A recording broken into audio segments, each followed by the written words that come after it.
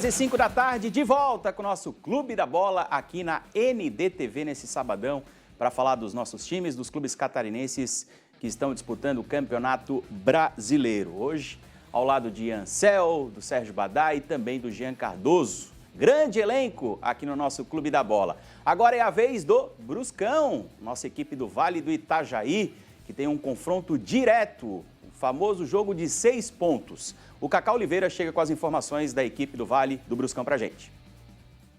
Oi, amigos! Prazer falar com vocês do Clube da Bola mais uma vez. Pois é, o Brusque domingo enfrenta o Botafogo de Ribeirão Preto no interior de São Paulo e tem problemas na lateral esquerda. O Brusque segue com essa dificuldade. O Luiz Henrique até trabalhou durante a semana, mas é tratado como dúvida. Se ele não tiver condições, o técnico Luizinho Vieira vai ter que improvisar na lateral esquerda. E ainda, no jogo com a Chapecoense, que o Brusque empatou em 1-1, Dentinho foi expulso e o Serrato está suspenso, então, para o jogo da próxima rodada. São desfalques, problemas, como diz o Luizinho Vieira, as dificuldades da Série B do Brasileiro. O Brusque ainda não teve nenhum anúncio de reforço para o ataque, como foi prometido e está no mercado, tentando trazer jogadores do meio e do ataque. E essa é a principal dificuldade do Brusque, é fazer gols. Então ele precisa reforçar o ataque para a sequência da Série B, que está na reta final do primeiro turno. Mas o que tem se falado mesmo em Brusque é que o principal reforço para o time é voltar a jogar no Augusto Bauer. O Brusque ainda não jogou esse ano em Brusque e está com a dificuldade da liberação do estádio Augusto Bauer. Até na quarta-feira contra o Paysandu era o jogo para a reinauguração e a volta do Brusque em Brusque. E o novo prazo é agosto. E de repente aí o jogo com o América Mineiro, o Brusque possa mandar no estádio Augusto Bauer. O time ainda está na zona de rebaixamento, 5 empates consecutivos, há muito tempo que não perde, mas há muito tempo que não ganha. E por isso segue na zona de rebaixamento. Botafogo de Ribeirão Preto está na frente do Brusque, mas está dentro do Z4. É um confronto direto neste domingo lá em São Paulo. Volto com vocês no estúdio. Valeu, Cacá. Obrigado, amigo, trazendo as informações do Brusque. A gente aproveita, coloca na tela aí para quem está em casa conferir a tabela da Série B, a classificação do campeonato, para a gente analisar também com os nossos comentaristas. O Santos está na liderança, logo atrás vem o Vila Nova, América e Novo Horizontino completando o G4. Quinto colocado, Mirassol e o Operário. O Sport já está à frente do Avaí também. O Avaí está na 8ª posição. Então a situação vai ficando delicada para a equipe da capital, se distanciando ali das primeiras posições e se aproximando ali da segunda parte da tabela, né? Fica secando os adversários para pelo menos não ficar distante demais do G4 no fechamento da rodada. Virando a página, a gente observa ali a situação dos outros catarinenses, a Chapecoense sob ameaça, já enxergando no retrovisor o Z4, a zona de rebaixamento, onde está o Brusque, que logo à frente tem o Botafogo de Ribeirão Preto.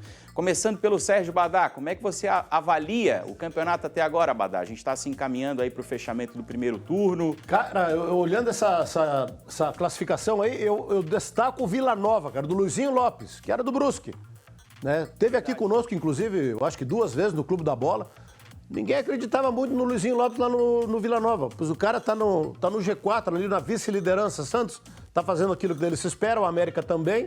Novo Horizontino, ano passado, já brigou ali nas últimas rodadas até para subir. Mirassol, do técnico Mozart, de novo fazendo um campeonato muito tranquilo. Mas a grande surpresa positiva é o Vila Nova, que tá ali no G4 do Luizinho Lopes. As decepções, nem vou colocar o Avaí, mas o Ceará, o Goiás e o Curitiba, que ontem perdeu em casa para o Mirassol por 1-0. Não engrenam, não tem jeito. Ceará, Goiás, que outro dia perdeu em casa para a Chapecoense, e o Curitiba. E a decepção ali, na minha opinião, é a Chapecoense. É a Chapecoense de novo na 16ª colocação, é o 3º ano consecutivo que está sempre rodeando ali, girando a zona de rebaixamento. Não temos um minuto de paz de sossego, então, meus amigos, esse jogo contra o Sport Recife vai ser tenso e vai precisar ganhar. Porque se não ganhar, a chance de entrar para a zona de rebaixamento vai ser muito grande. E abala tudo, né? Abala, inclusive, a questão psicológica, né? O moral da equipe também vai ficando muito baixa. Tem que ressuscitar logo dentro da competição a Chapecoense, assim como também o Brusque, né, Ian? E a gente analisa de forma completa essa tabela, a classificação da Série B. Pois é, Alisson, acho que o Badá foi feliz ao citar o Ceará, o Goiás e o Coritiba. São equipes de grande investimento, o Curitiba SAF, inclusive, mesmo assim não engrena, né? A gente teve uma cena até, de certa forma, cruel, entre aspas, Curitiba e Mirassol ontem no Couto Pereira, festa na recepção, mas o torcedor desconfiado. Final do jogo já estava 1-0 para o Mirassol no Couto Pereira, o Mirassol tocando bola, a torcida do Curitiba gritando olé. Então, realmente a gente vê o tamanho da crise que se instaurou no Curitiba. Outras decepções do campeonato. Chapecoense, pelo campeonato catarinense que fez, a gente não esperava uma grande Série B da Chapecoense. Mas mudou o elenco, mudou muita coisa lá, até começou relativamente bem, a gente esperasse que pelo menos fosse um campeonato sem sustos. Mas para mim o grande fiasco do campeonato é o Guarani.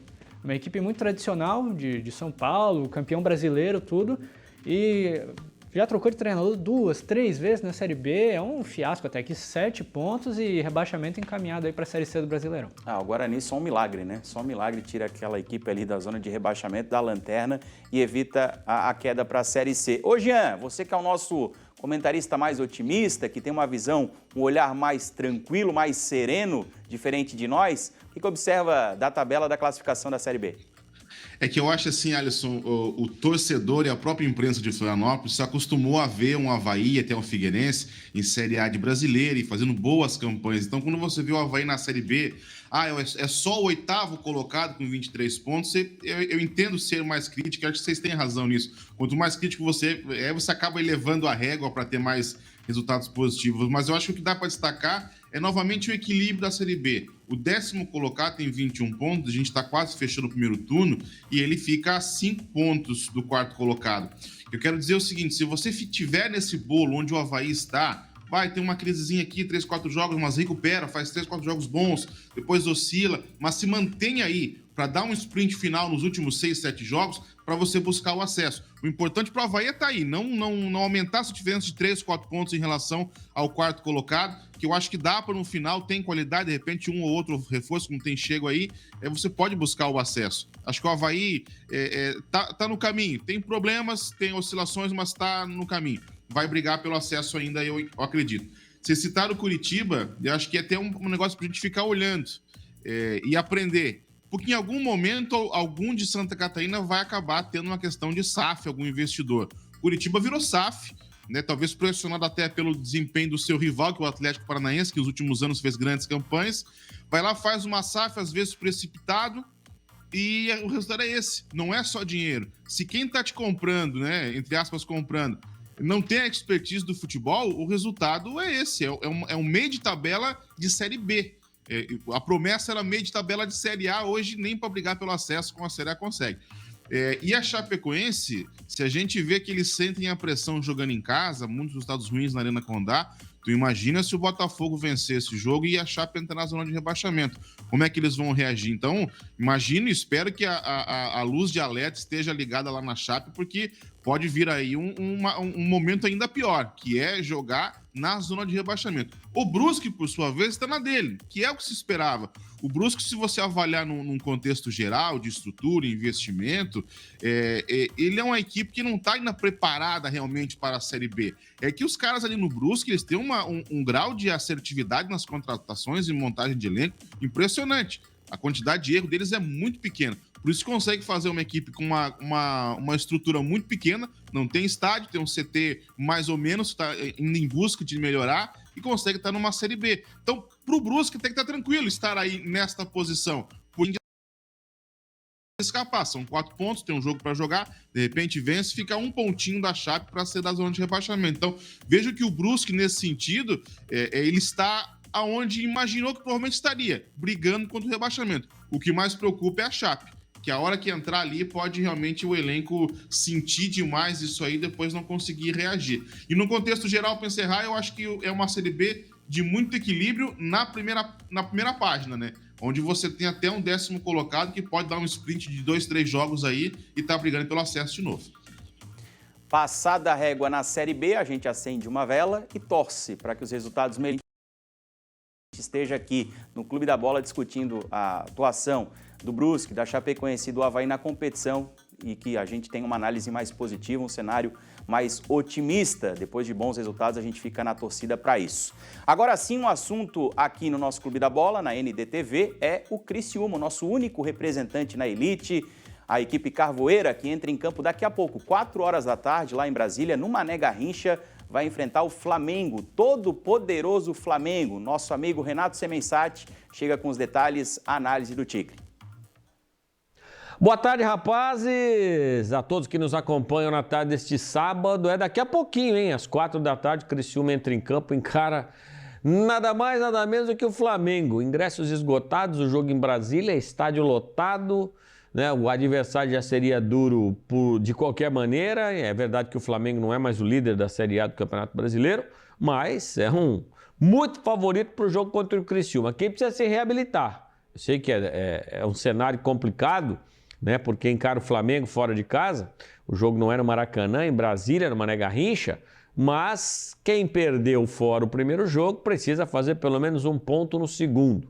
E para esse jogo, o técnico Cláudio Tencati ganhou um desfalque importante. Estou falando do meia Mateuzinho, jogador que é o artilheiro do Criciúma nesta Série A do Campeonato Brasileiro. Quer dizer, um jogador que chegou até de certo ponto desapercebido. O Mateuzinho veio do América Mineiro, um jogador que o time de segunda divisão não aproveitou e tudo mais. O fato tomou a posição que era de Marquinhos Gabriel, que não está jogando absolutamente nada nessa temporada, e ocupou o seu espaço. É o artilheiro do Criciúma de forma isolada nessa Série A de Campeonato Brasileiro. Ultrapassou o Arthur Kaique. Está fora, teve uma lesão muscular. O departamento médico do clube não precisou se é grau 1, grau 2 no jogo contra o Corinthians. O fato é que para esse jogo contra o Flamengo está fora. E aí o Tencati vive um dilema. Traz o Marquinhos Gabriel ou coloca o Felipe Mateus na função e põe mais um volante, mais marcação. É possível que ele repita também, volte a utilizar a dobra do lado esquerdo com o Trauco e também com o Marcelo Hermes. O fato é, Criciúma joga com o Flamengo e depois joga com o Fortaleza em casa no meio de semana, na quarta-feira. E aí temos um problema, que é o seguinte: para o jogo contra o Flamengo, o Criciúma tem nada mais, nada menos do que 9 jogadores pendurados com 2 cartões amarelos. 6 começaram a partida contra o Corinthians. Ninguém tomou o terceiro cartão amarelo. Todo mundo vai jogar contra o Flamengo. Desempenho em campo e também essa questão de desfalques que podem ser gerados em virtude do excessivo número de jogadores pendurados. É o Criciúma enfrentando a dureza que é jogar a Série A do Campeonato Brasileiro. Rapaz, um abraço. Não tem moleza na Série A, é uma pedreira atrás da outra. E a tendência, pelo que falou ali o Renato, a gente está também apurando aí com os nossos amigos que já estão lá presentes no estádio Mané Garrincha, é que Tencati reforce o meio de campo, crie esse ferrolho ali para tentar parar o Flamengo, até porque, Ian, do lado do Flamengo vai ter a volta daqueles que estavam defendendo as seleções, né? Na Copa América é um time reforçado, inclusive com aquele quadrado mágico. Pois é, Alisson. Ainda mais que Criciúma dá azar que pega, azar entre aspas, é claro, que pega o Flamengo com o retorno dos seus principais jogadores, né? Volta De La Cruz, volta Arrascaeta, volta Vinha, mas deve começar no banco, e também o Everton Cebolinha, que estava machucado, né? A gente vai com força máxima, aquele quadrado ali com Gerson, Arrascaeta, Cebolinha e Pedro, vai ser difícil de parar, ainda tem o De La Cruz por trás, o Pulgar. Enfim, mas tem uma coisa, eu tenho certeza que o Criciúma vai tentar jogar. Tem sido assim em todos os jogos da Série A, talvez um pouquinho menos contra o Atlético Mineiro, na Arena MRV, ainda assim buscou um empate. Só fico na dúvida se realmente é momento para o Tencati vir com o Marquinhos Gabriel, por exemplo, que não vem bem, é um jogador que não vai contribuir tanto sem bola. Então, de repente, é o momento de você ali colocar mais um volante para tentar se fechar, buscar um contra-ataque, porque certamente vai ser um jogo difícil no Mané Garrincha. O torcedor do Criciúma não pode nem ouvir falar o nome do Marquinhos Gabriel. Tá na bronca com o camisa número 10, até agora não correspondeu às expectativas, não teve o futebol que se esperava dele no Brasileirão. Ô, Jean, o Criciúma perdeu a chance, né, de acumular uma gordurinha. Teve o jogo contra o Fluminense, que estava na mão, teve o jogo contra o Corinthians, que também na segunda etapa acabou tomando a virada. Tinha a possibilidade de criar essa gordurinha, se distanciando ali da zona de baixo, da zona de rebaixamento do Z4 do Brasileirão. Principalmente esse jogo em casa, com a vitória na mão, foi doído pro torcedor. E contra o Corinthians, né, se a gente falar, poxa, era pro Criciúma ter vencido, mas o Corinthians numa grande crise, né, era para aproveitar e matar aquele jogo ali, ainda mais com aquele gol contra ali, conseguiu abrir o placar, desperdiçou a pontuação. Agora o Criciúma acho que faz uma coisa interessante, você falou da minha positividade, Eu conversava com um analista de desempenho do Criciúma no Catarinense e eu perguntava para ele, antecipando o trabalho deles na Série A, e eu perguntava assim, como é que vocês vão trabalhar? Vocês já pensaram nisso? Como é que trabalha o psicológico dos jogadores, motivação? Porque na Série A, a tendência é que vocês percam mais jogos do que vençam, e percam mais do que no Catarinense. No Catarinense, o Criciúma é o time a ser batido, é o time que vai estar na ponta da tabela, e no Brasil é o time que você vai apanhar mais, até pensando nas últimas campanhas que tivemos na Série A. Rapaz, ficou bravo comigo. Ele falou, não, nosso trabalho é igualar, buscar jogadores que já jogaram coisas grandes, para não sintam a pressão de enfrentar grandes equipes. Então eu vou com o Ian, provavelmente contra o Flamengo ele vai tentar jogar, não sei se é a melhor opção agora, mas o Tencate tem disso, ele quer jogar, ele vai jogar, e eu acho que talvez para o jogo não é bom, mas para o contexto geral, você mantém a equipe do Criciúma pensando em se igualando às outras equipes. Ela não vai jogar contra o Flamengo porque são maiores, tem maior investimento. Ele tem tentado igualar isso psicologicamente nos jogadores, e é por isso que faz uma campanha, acho que dentro daquilo que se esperava. Não tá na zona de rebaixamento, tem um jogo a menos, acho que vai num caminho bacana o Criciúma, mas não pode perder essas oportunidades que ficam ali aparecendo, como foi com o Corinthians, como foi com o Fluminense. Tem que matar para não ter gordurinha, para depois não depender de arbitragem nos últimos jogos, para não depender de outros grandes. Você imagina, você tá ali no final, você é o primeiro fora, e o primeiro dentro é o Corinthians, é o Fluminense. A pressão em cima é complicada, então o Criciúma tem que se safar antes do final, não pode deixar para as últimas rodadas. Aproveitando esse gancho aí da arbitragem, deixa eu ler aqui a nossa participação do nosso telespectador, que também está mandando aí o seu recado através do WhatsApp. Renilton Coelho, de Criciúma. Boa tarde, Alisson e os demais. O Criciúma vai ganhar hoje do Flamengo, porém a arbitragem e VAR não podem contra o Tigre. O Rafael de Sara, que é ao lado ali de Criciúma, apesar de o Flamengo ser favorito contra o Tigre, quanto deve ser? Eu vou repassar essa pergunta ao nosso mestre, ao nosso capitão, Sérgio Badá. Qual é o placar de hoje? Qual é o teu chute?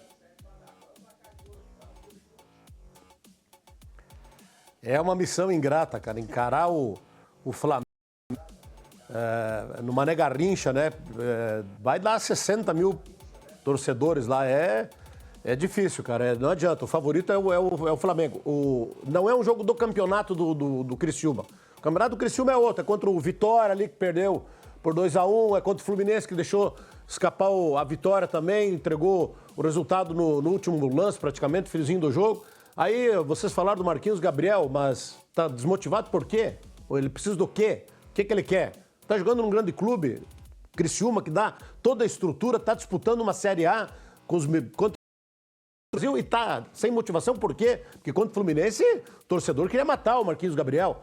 Então os caras querem o quê? Querem o quê pra estar motivado, gente? Pelo amor de Deus. Motivação é obrigação.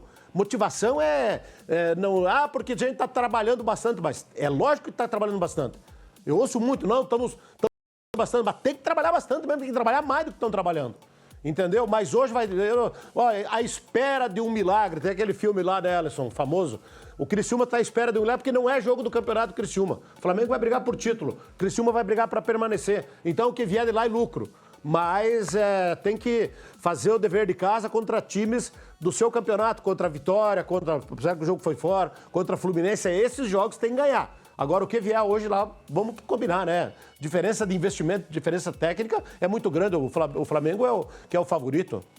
Um atleta do Flamengo praticamente paga a folha toda do Criciúma no mês. Então é absurda a diferença entre uma equipe e outra. É óbvio que o Tigre é um azarão, mas como um bom azarão pode cometer um crime, quem sabe, por que não? E a gente vai ficar na torcida, assim como está sempre torcendo para os nossos representantes no Campeonato Brasileiro. Rapidinho para a gente destacar um pouquinho mais do Tigre, vamos ouvir o que disse o atacante, o Felipe Viseu, antes desse confronto contra o Flamengo. Então, na verdade, o quão difícil é quando um atleta se machuca, ainda mais tratando de uma competição como a Série A, o Brasileirão, né, onde todos os atacantes, todos os jogadores querem estar ajudando sua equipe, mas nesse momento eu me preparei bem, estava fazendo 3 períodos, né, de tratamento, às vezes até 4, 4 turnos, então me preparei bastante para que esse meu retorno fosse bom.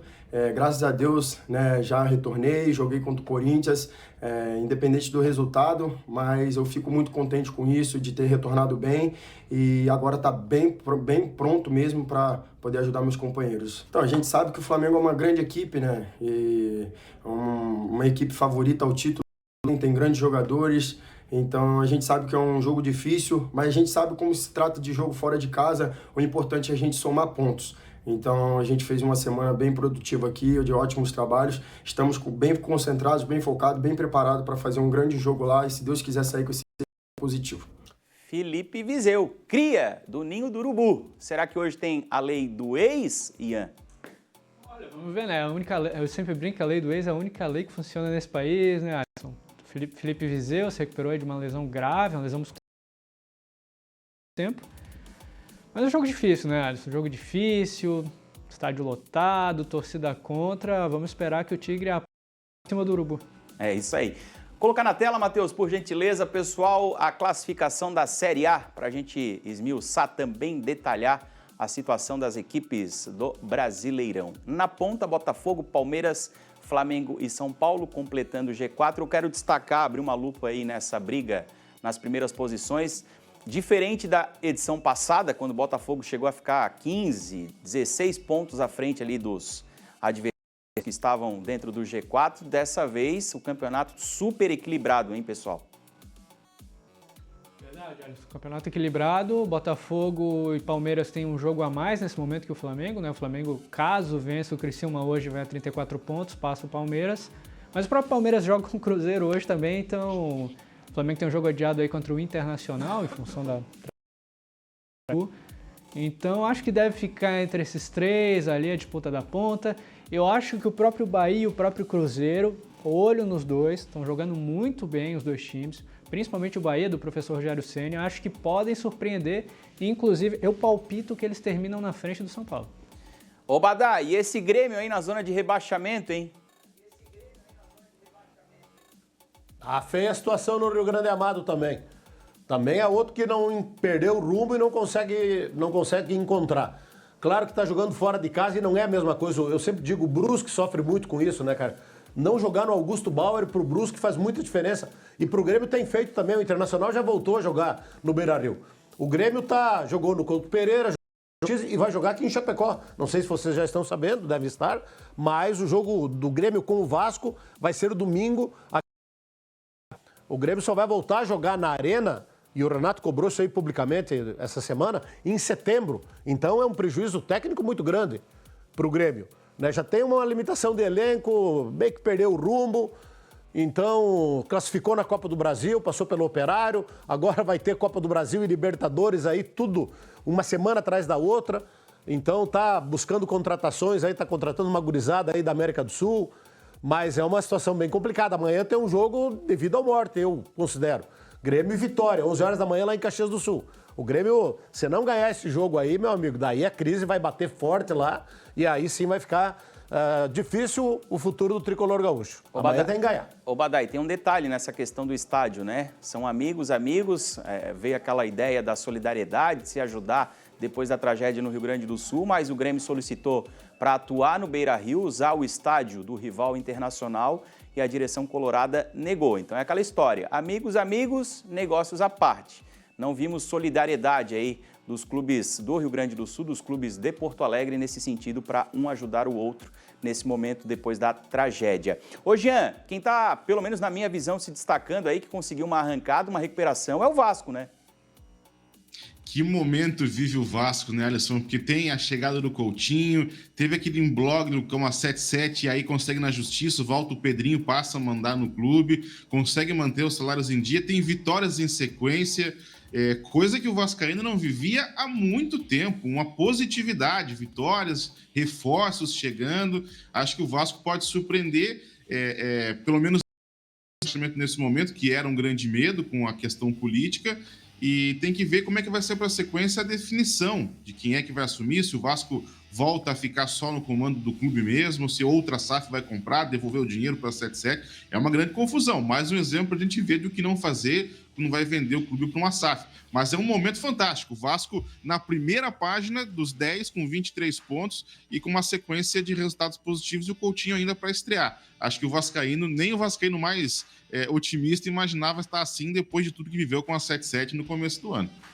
E só em relação ao Criciúma, que a gente falou em relação ao Flamengo, o empate seria fantástico. Mas se for para perder, vou usar uma frase do Cacá Oliveira, que é nosso parceiro aqui da ND, se for para perder, perde bonitinho, que é 1-2. Não dá para tomar uma goleada lá que acaba atrapalhando, né, o ânimo da rapaziada para a sequência. É verdade, se vem na mala com aquela sacola de gols, aí já abala a questão emotiva do elenco do grupo.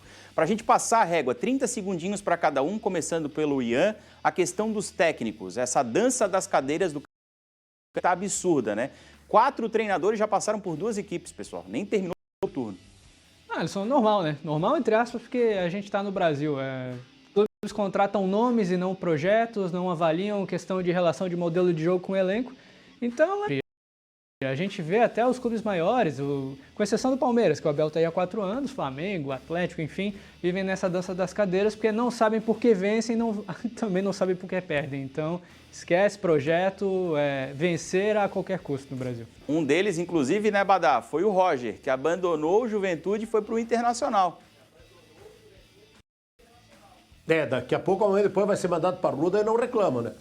Mas eu acho que foi um fato novo. Fato novo, o Internacional, o presidente do Inter deu um peitaço. Porque todo mundo sabe da relação do Roger com o Grêmio. Sempre foi gremista, o jogador que me parece que mais vezes vestiu a camisa do Grêmio, conquistou títulos como jogador, foi treinador do Grêmio, tem uma identificação, tá lá na calçada da fama. Então, deu uma polêmica muito grande, né? Desagradou alguns gremistas, alguns colorados não queriam o Roger, a ligação dele com o Grêmio, mas tecnicamente eu acho ele um bom treinador. Mas ele tem que fazer um trabalho consistente. Ele já passou pelo Palmeiras, pelo Atlético Mineiro, pelo Bahia, ele tem mais uma oportunidade e tem um elenco bom de fazer um grande trabalho. Eu acho que foi um fato novo, porque normalmente os clubes rodeiam e escolhem sempre os mesmos. Dessa vez o Internacional agiu diferente, criou um fato novo e eu não sei, mas eu acho que o Roger vai fazer esse time do Internacional melhorar bastante.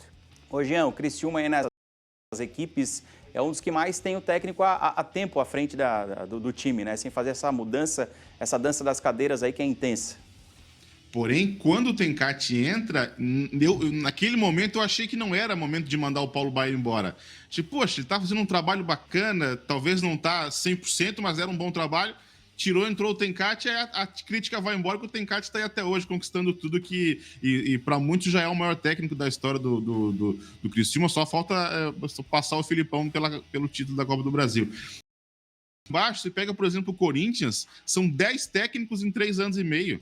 É uma coisa absurda, é 3 meses. O Fluminense, corroborando com o que disse o Ian, na questão do modelo de jogo, se muda do Fernando Diniz para o Mano Menezes, da água para o vinho completo. Aí você entende, bom, mas não estava dando certo, quer mudar bastante. Pois é, mas o elenco foi formado no modelo de jogo do Fernando Diniz. Agora vai entrar um que joga o contrário. Difícil dar certo, difícil o Fluminense conseguir ser daquela etapa ali.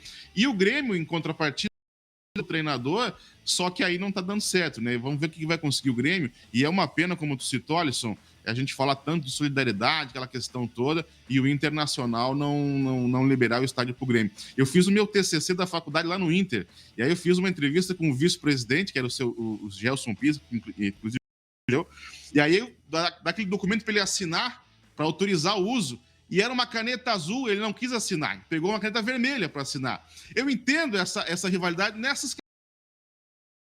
Quando fala numa tragédia, um troço desse tamanho, não liberar o estádio é muito ruim e passa uma mensagem ruim para todo mundo. Acho que o Inter perdeu a chance de se mostrar ainda maior do que é liberando o estádio para o seu rival. Eu acho que pisou na bola Internacional nessa situação aí, pisou porque a gente sabe o que aconteceu, foi a maior tragédia do estado. Deveria, nesse momento, ter um pouquinho mais de solidariedade com o rival, com o Grêmio.